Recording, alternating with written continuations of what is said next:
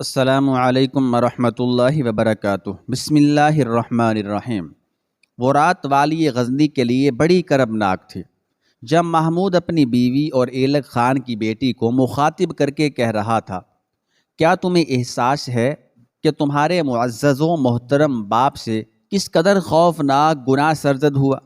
میرے نزدیک ہر شخص کو طالع آزمائی کا پیدائشی حق حاصل ہے۔ محمود کی دوسری بیگم نے بڑی بے حسی کے ساتھ کہا، والد محترم مجھ سے اور آپ سے زیادہ بہتر سمجھتے ہیں کہ ان کی سیاسی ضروریات کیا ہیں۔ محمود اپنی بیوی کی شدت گفتار پر حیران رہ گیا۔ کیا ایک باپ کے نزدیک یہی طالع آزمائی کا مفہوم ہے کہ وہ بے خبری کے عالم میں اپنے محبوب بیٹے کی پشت پر وار کر دے؟ یکا یک والی غزنی کے لہجے سے نفرت و غضب کی آگ بھڑکنے لگی تھی۔ اگر تمہارے عظیم سیاسی باپ کو اتنا ہی شوق حکمرانی تھا تو مجھے صاف صاف کہا ہوتا، میں خود بلخ و خراسان پلیٹ میں رکھ کے ان کے حوالے کر دیتا۔ جاہل و فرض شناس عورت، کیا تم نے یہ بھی سوچا کہ تمہارے باپ کی اس حرکت سے دشمنان اسلام پر کیا رد عمل ہوگا؟ وہ بلا تاخیر ملت اسلامیہ کے انتشار سے فائدہ اٹھائیں گے، پھر نہ غزنی و بخارا ہوں گے اور نہ بلخ و خراسان۔ محمود کے لہجے کی آگ تیز تر ہوتی جا رہی تھی۔ پھر اپنے جاہ و جلال کا مظاہرہ کرنے کے لیے نہ ایلک خان ہوگا نہ سلطان محمود غزنوی، دونوں کے سر کفار کی ٹھوکروں میں ہوں گے۔ سیاست کے مقتل مجاہدین اسلام کی لاشوں سے سجے ہوں گے اور معصوم و بے خبر کلمہ گو کھلے آسمان کے نیچے چیخ رہے ہوں گے کہ اے خدا، کدھر جائیں ہم، کدھر جائیں؟ محمود کی زبان سے جذبات کا لاوا اس طرح بہہ رہا تھا کہ جسے دیکھ کر پتھر دل انسان بھی پگھل جاتا، مگر ایلک خان کی بیٹی نے اپنے شوہر کی باتوں کا کوئی تاثر قبول نہیں کیا۔ میں اپنے والد محترم کے بارے میں ایک حرف سننے کی بھی روادار نہیں ہوں۔ ایلک خان کی خود غرض بیٹی کی بے حسی کا وہی عالم تھا۔ تو پھر تم نے طالع آزمائی کے اس شرمناک کھیل میں اپنے باپ کی مدد کیوں نہیں کی؟ شدت غضب سے بے قرار ہو کر محمود چیخ اٹھا، تم بہت آسانی سے مجھے کھانے میں زہر دے کر اپنے حریص باپ کے خواب کو شرمندہ تعبیر کر سکتی تھی۔ ایلک خان کی بیٹی نے گھبرا کر اپنے شوہر کی طرف دیکھا۔ دل تو چاہتا ہے کہ تمہیں طلاق دے کر تمہارے باپ کے پاس بھیج دوں تاکہ تم دونوں باپ بیٹی مل کر طالع آزمائی کے اس کھیل کو جاری رکھ سکو۔ یکا یک والی غزنی کا لہجہ انتہائی سرد ہو گیا تھا، مگر اس میں دنیا بھر کی نفرتیں اور تلخیاں پوشیدہ تھیں۔ کاش میں ایسا کر سکتا، لیکن اپنے اصولوں سے مجبور ہوں۔ اہل غزنی کیا کہیں گے کہ سلطان محمود کی ذات کا ایک نازک و حساس حوالہ عزت و آبرو کی چادر کے بغیر برہنہ پھر رہا ہے۔ کاش تم ایک عورت نہ ہوتی۔ اپنے غصے کو ضبط کرتے کرتے محمود کے ہونٹ منہ میں پیوست ہو گئے تھے اور جبڑوں کی ہڈیاں ابھر آئی تھی۔ ایلک خان کی بیٹی وحشت زدہ نظروں سے مسلسل اپنے شوہر کی طرف دیکھے جا رہی تھی۔ دور ہو جاؤ میری نظروں سے۔ ایک مختصر سے وقفہ سکوت کے بعد محمود نے دوبارہ چیخ کر کہا، اب میں تمہاری صورت اس وقت دیکھوں گا جب تمہارا طالع آزما باپ اپنے منصوبوں کے ساتھ خاک میں مل جائے گا یا اس کی محترم قبائے ذات شکست و رسوائی کی غلازت میں بھر جائے گی اور قیامت تک کے لیے اس کا نامہ اعمال داغدار ہو جائے گا۔ یہ کہہ کر سلطان غزنی نے انتہائی نفرت سے اپنا منہ پھیر لیا۔ ایلک خان کی بیٹی کچھ دیر تک سر جھکائے بیٹھی رہی اور پھر خلوت سلطانی سے نکل کر اپنی خواب گاہ میں چلی گئی۔ وہ شوہر کے اس مزاج سے بخوبی آشنا تھی کہ جب محمود کسی بات کا عہد کر لیتا ہے تو پھر اس کی تکمیل تک چین سے نہیں بیٹھتا۔ بیوی کے جانے کے بعد محمود کا جلتا ہوا ذہن ماضی کی شاہراہوں پر سفر کرنے لگا، جہاں ایک عورت کئی سالوں سے اس کا انتظار کر رہی تھی، اور یہ تشنہ انتظار عورت نگار خانم کے سوا کوئی اور نہیں تھی۔ پھر یادوں کا سلسلہ قائم ہوا تو محمود کو جان نثاری کی ایک ایک ادا یاد آنے لگی، وہ جان نثاری جو صرف نگار خانم کی ذات سے وابستہ تھی۔ خدا کی قسم، نگار خانم کو دوسری عورتوں سے کوئی نسبت ہی نہیں ہے۔ کہاں وہ پیکر وفا اور کہاں یہ خود غرض خواتین۔ سلطان کے ہونٹوں سے آہ سرد نکل گئی۔ اس کے ساتھ ہی محمود کو اپنی تلخ کلامی یاد آنے لگی۔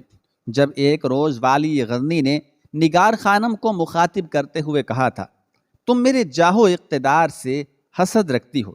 تنہائی میں محمود نے اپنے ہی الفاظ کی بازگشت سنی تو بے قرار ہو گیا۔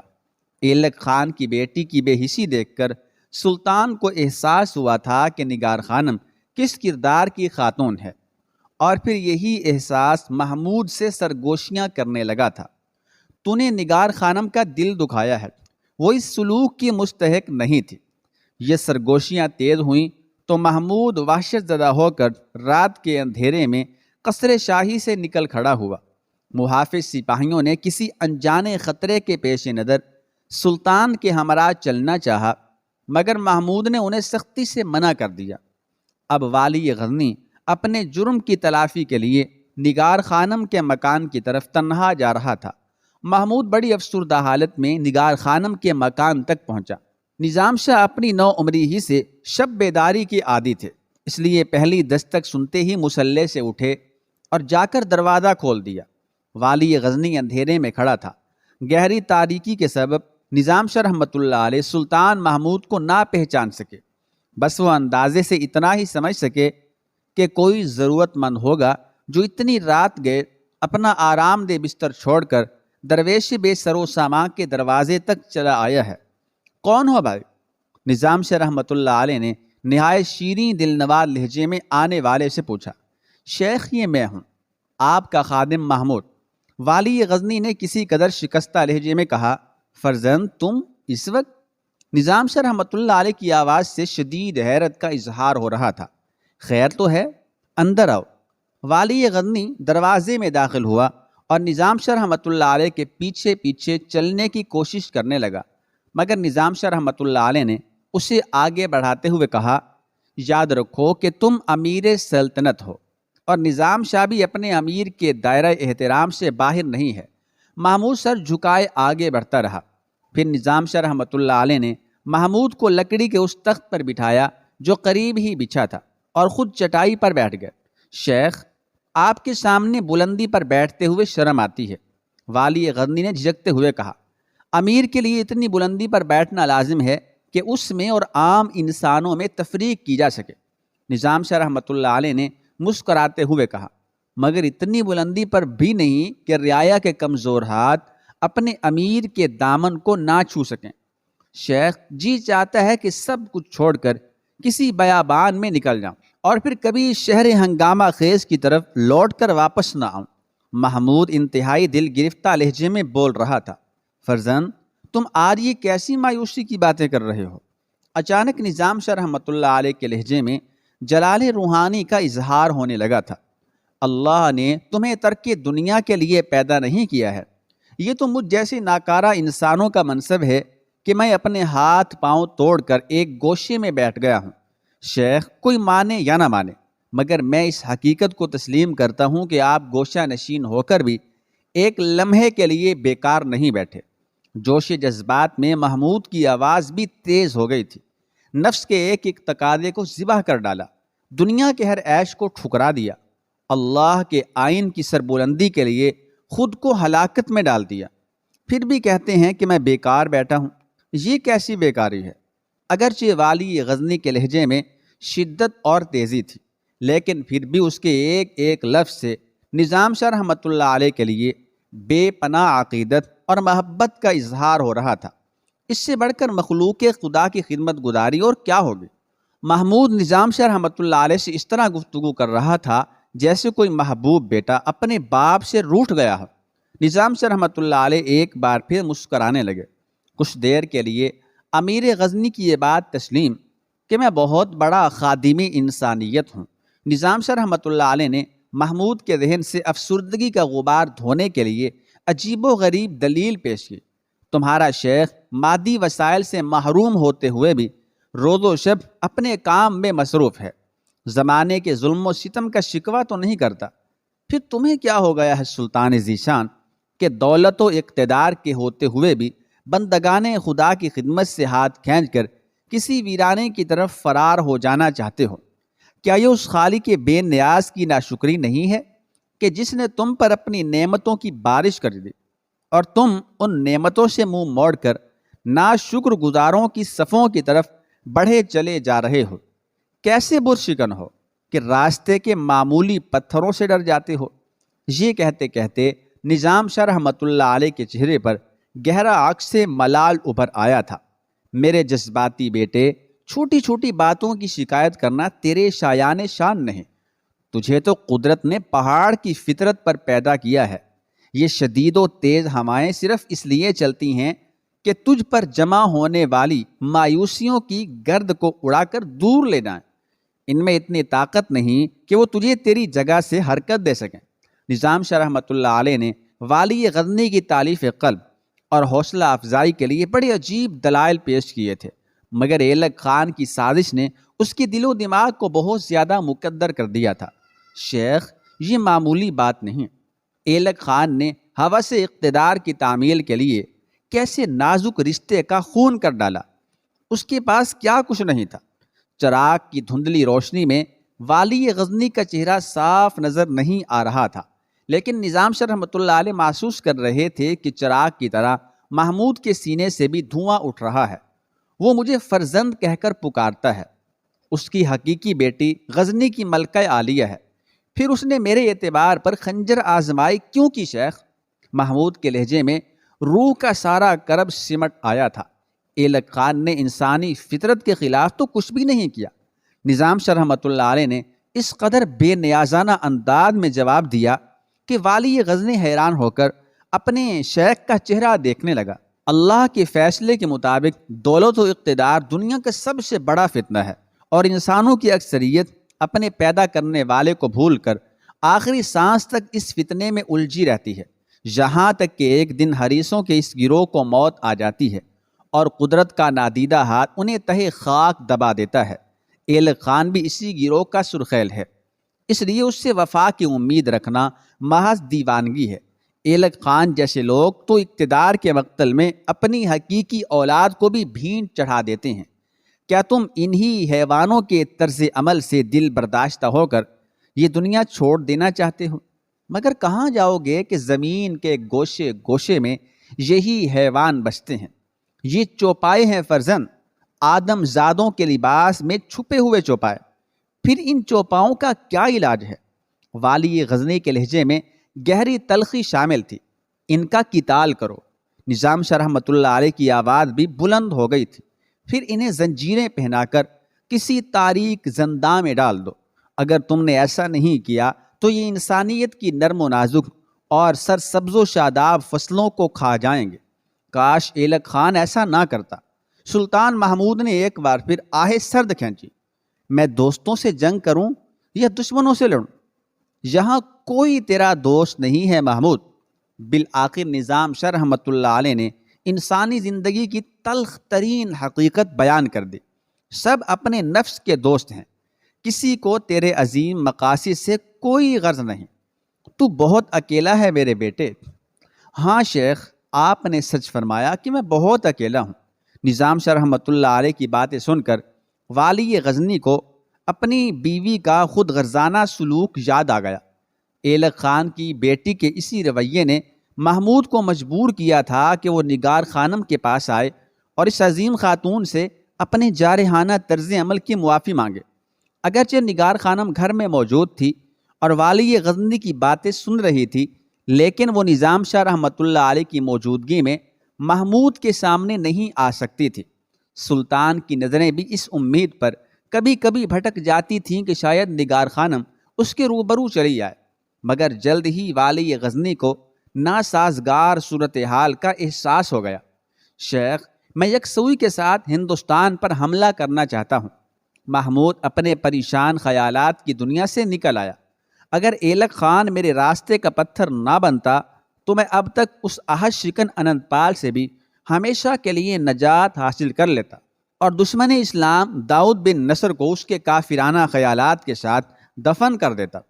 کاش ایلک خان سمجھ سکتا کہ اس کی ہوس اقتدار نے ملت اسلامیہ کو کتنا بڑا نقصان پہنچایا ہے۔ اہل ایمان آپس میں لڑ رہے ہیں اور ہماری افرادی طاقت روز بروز کم ہوتی جا رہی ہے۔ فرزند، تجھے اپنے وسائل کی طاقت پر بھروسہ ہے یا اس قوی العزیز پر جس کی قدرت کا کوئی ٹھکانہ نہیں؟ اچانک نظام شاہ رحمۃ اللہ علیہ نے والی غزنی سے ایک نیا سوال کر دیا تھا۔ میں اس ذات پر یقین کامل رکھتا ہوں جو بے پناہ طاقتوں کا مالک ہے۔ محمود نظام شاہ رحمۃ اللہ علیہ کی بات سن کر سنبھل گیا تھا اور ٹھہر ٹھہر کر بول رہا تھا، تو پھر یہ بے یقینی کیوں میرے بیٹے؟ نظام شاہ رحمۃ اللہ علیہ کے لہجے میں بڑا درد تھا۔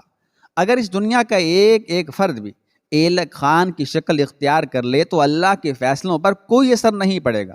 وہ تمام جن و انس کے اندازوں سے زیادہ بے نیاز ہے۔ اگر وہ چاہتا ہے کہ بت خانہ ہند میں اذان کی آواز گونجے تو اسے روکنے والا کون ہے؟ پتھر کے بے جان صنم خود ہی اللہ احد پکار اٹھیں گے۔ تو کیا اور تیرا لشکر کیا، میں کیا اور میری دعائیں کیا؟ یہ کہتے ہوئے نظام شاہ رحمۃ اللہ علیہ بے اختیار رونے لگے۔ والی غزنی اپنے شیخ کی حالت دیکھ کر بے قرار ہو گیا۔ میں ایلک خان سے نہیں ڈرتا۔ محمود کے لہجے میں نئی استقامت آ گئی تھی۔ محمود، پھر تو کس شے سے خوف زدہ رہتا ہے جبکہ اللہ کے سوا کوئی موجود ہی نہیں ہے؟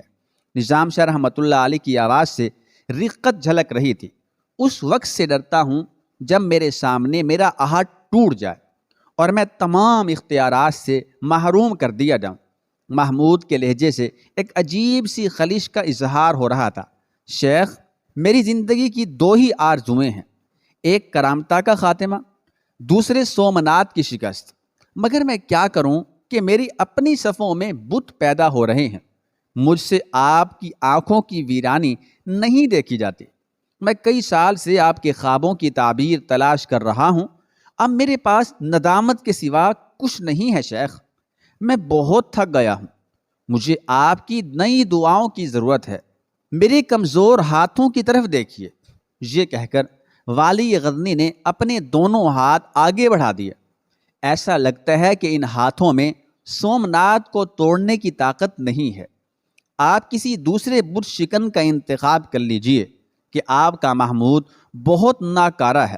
نظام شاہ رحمۃ اللہ علیہ نے مضطرب ہو کر سلطان کے دونوں ہاتھ اپنے ہاتھوں میں لے لیے۔ نہیں فرزند، ایسی مایوسی کی باتیں نہ کر۔ نظام شاہ رحمۃ اللہ علیہ کی آنکھوں سے اشکوں کا آبشار ابل پڑا تھا۔ کس منہ سے کہتا ہے کہ تجھے چھوڑ کر کسی دوسرے کا انتخاب کر لوں؟ ذات واحد کی قسم، سومنات تیرے ہی کمزور ہاتھوں سے ٹوٹے گا۔ پھر بھی اگر مشیت کچھ اور طے کر چکی ہے تو اداس نہ ہو کہ تیرا شیخ انہی جلتے ہوئے خوابوں کو آنکھوں میں سجا کر کفن اوڑھ لے گا، لیکن کسی اور سے دل کی بات نہیں کہے گا۔ بس جو کہنا تھا ایک سے کہہ دیا۔ ناکامی کے خوف سے نئے سہارے ڈھونڈنا نظام شاہ کا مزاج نہیں۔ یکا یک مرد قلندر کے بہتے ہوئے آنسو تھم گئے تھے اور زرد چہرہ آتش جلال سے دہکنے لگا تھا۔ والی غزنی کو محسوس ہوا کہ مایوسیوں کے گہرے اندھیرے چھٹ گئے ہیں اور نئے ولولوں کی تیز دھوپ نکل آئی ہے۔ شیخ، آپ کا یہ ادنا خدمت گزار محمود کبھی کبھی بے یقینی کا شکار ہو جاتا ہے، اس لیے ڈر لگتا ہے کہ کہیں بے یقینی اور تذبذب کی حالت میں موت نہ آ جائے۔ اس کے در پر کاسہ گدائی رکھ کر مسلسل صدائیں دیتے رہنا یہی سائل کی عبادت ہے۔ نظام شاہ رحمۃ اللہ علیہ نے انتہائی مشفقانہ لہجے میں والی غزنی کو تلقین کی۔ زمین و آسمان کے خزانوں کا مالک ایک دن تیرے خالی دامن کو یقین کی دولت سے بھر دے گا۔ سلطان نئے حوصلے کے ساتھ مرد قلندر کے آستانے سے اٹھا۔ دوسرے دن محمود نے اپنی ایک رازدار کنیز کو خط دے کر نگار خانم کے پاس بھیجا۔ مجھے اپنی غلطی کا شدت سے احساس ہے۔ میں اس کی ازالے کے لیے کل رات حاضر ہوا تھا، مگر شیخ کی موجودگی کے سبب تم سے ملنے کی جرت نہ کر سکا۔ آج مجبوراً اس کنیز کے ذریعے پیغام رسانی کا سہارا لیا ہے۔ میں جانتا ہوں کہ میری یہ حرکت بھی تمہارے آئین حیاداری پر گراں گزرے گی، مگر کیا کرتا کہ صورتحال بہت سنگین ہے۔ وقت نے مجھے ایسے محاذوں پر الجھا دیا ہے کہ جہاں کوئی بھی واقعہ رونما ہو سکتا ہے۔ میں تہہ تیغ بھی ہو سکتا ہوں اور غلامی کی آہنی زنجیریں بھی میرا مقدر بن سکتی ہیں۔ میں فاتح بھی قرار پا سکتا ہوں اور بدترین شکست بھی میرے نام سے منسوب کی جا سکتی ہے، اس لیے میں چاہتا ہوں کہ تم میری طرف سے اپنا دل صاف کر لو۔ کون جانے کہ کل یہ ہونٹ حرف معذرت ادا کرنے کے بھی قابل نہ رہیں۔ نگار خانم، میں اس تہمت تراشی پر بے حد نادم ہوں۔ میں نے اپنی والدہ ماجدہ کے بعد تم سے زیادہ اعلیٰ ظرف اور محبت کرنے والی کوئی دوسری خاتون نہیں دیکھی۔ تم ایک ایسا پیکر وفا ہو کہ جس کے جذبوں پر شک نہیں کیا جا سکتا۔ میں یہ بات اپنے طویل تجربات و مشاہدات کے بعد تحریر کر رہا ہوں۔ اس وضاحت کے بعد مجھے یقین ہے کہ تم میری لغزش زبان کو معاف کر دو گے۔ زندگی کے محاذ پر تنے تنہا محمود۔ نگار خانم کے نام خط دے کر والی غزنی نے اپنی رازدار کنیز کی طرف دیکھا۔ کنیز جلال سلطانی سے لرز رہی تھی۔ یاد رکھنا کہ نگار خانم کوئی درباری رقاصہ یا خلوت سلطانی میں غزل سرائی کرنے والی مطربہ نہیں ہے۔ محمود کی پر روب آواز گونجی، میں جانتی ہوں سلطان ذیشان، میں جانتی ہوں۔ جسم کے ساتھ کنیز کی زبان بھی کانپ رہی تھی۔ نہیں جانتی شارقہ، والی غزنی نے کنیز کا نام لیتے ہوئے کہا، تیرا سلطان جو کچھ کہتا ہے اسے غور سے سن۔ اگر کبھی تیرے دل میں نگار خانم کی طرف سے وسوسے پیدا ہوں اور تیرا ذہن پراگندہ خیالات سے بھر جائے تو فوراً ہی اس گرد و غبار کو صاف کر دینا۔ کہیں ایسا نہ ہو کہ تو اپنے کثیف تصورات کے گردام میں الجھ کر رہ جائے۔ اگر ایسا ہوا تو یاد رکھنا کہ تو عدالت سلطانی میں بڑی مجرم ہوگی۔ کنیز شارقہ کے بدن کی لرزش کچھ اور نمایاں ہو گئی تھی۔ معاذ اللہ سلطان معظم، معاذ اللہ، یہ کہتے ہوئے کنیز والی غزنی کے سامنے گھٹنوں کے بل جھک گئی۔ آخر میں وہی دعا ہے کہ اللہ تعالیٰ فلسطینی مسلمانوں کی مدد فرمائے اور اسرائیلی یہودیوں کو تباہ و برباد فرمائے۔